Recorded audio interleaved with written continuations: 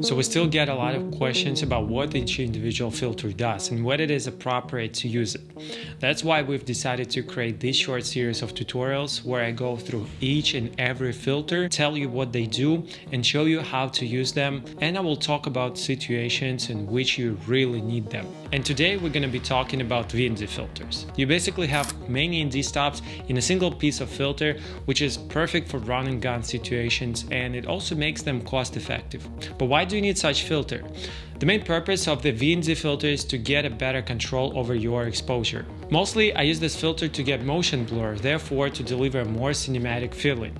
But sometimes you can also use this filter for some practical effects like long exposure photography, zoom in transitions, or even time lapses. And now let's talk about how to choose the right density filter. There are many different kinds of these filters. You may have seen 2 to 5 stops filter, 6 to 9 stops filter, or even filters with too many stops like 1 to 32. Today though, I will be talking about hard stop filters only. You can't rotate them 360 degrees. They work only in their respective range, going from ND2 to ND5 or from ND6 to ND9. And now let me show you how they work and explain you the difference between these two filters, between 2 to 5 and 6 to 9. Let's go outside.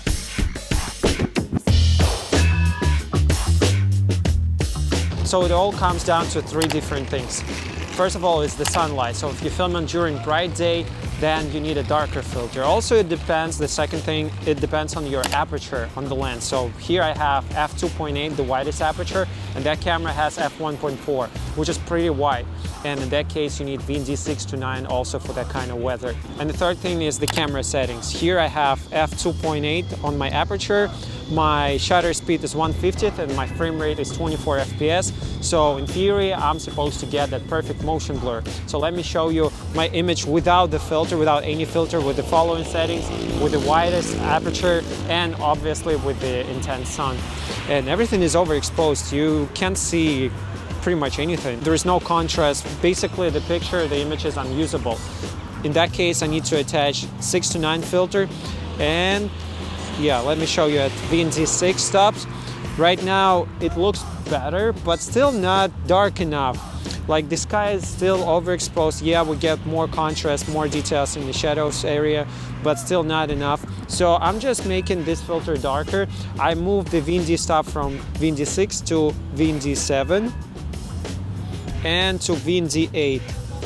And for the test sake, let me show you VND 9, what would it look like. Yeah, it's a bit too dark, so VND 8 would be just perfect for that exposure. And yeah, it's perfect. You see, the sky is not overexposed. I get all the details. I get that motion blur, so the image looks really cinematic. I can basically zoom in, yeah, just like that. Yeah, and it looks really nice.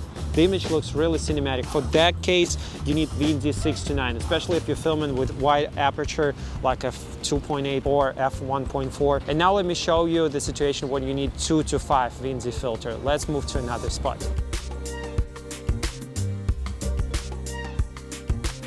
When it gets closer to sunset and the sun is not as intense, you don't need 6 to 9 filter as it's too dense, and you need something closer to 2 to 5, obviously. And let me demonstrate you how it works. So now I have perfect settings set up here on this camera, and I have my shutter speed double my frame rate, so I'm supposed to get that perfect motion blur. All the water has to look silky smooth, but as you see, everything is way too bright, it's overexposed. But 6 to 9 filter would be too dark for that situation, so that's why I'm using 2 to 5.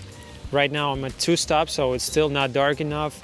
And as I'm moving, this is 3 stops, 4 stops, and right about here between 4 and 5 stops, I get that perfect exposure here. So I'm not too bright, the sun is not overexposed yet, I'm still getting the details and shadows. Yeah, I think that looks perfect.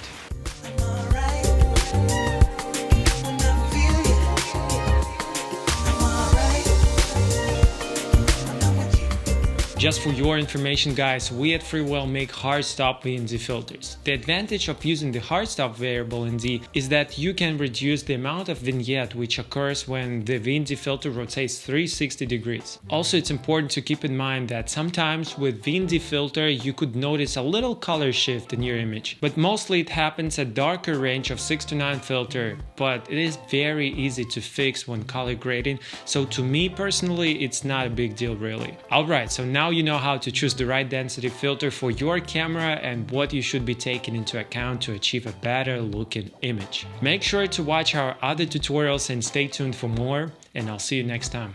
Bye bye.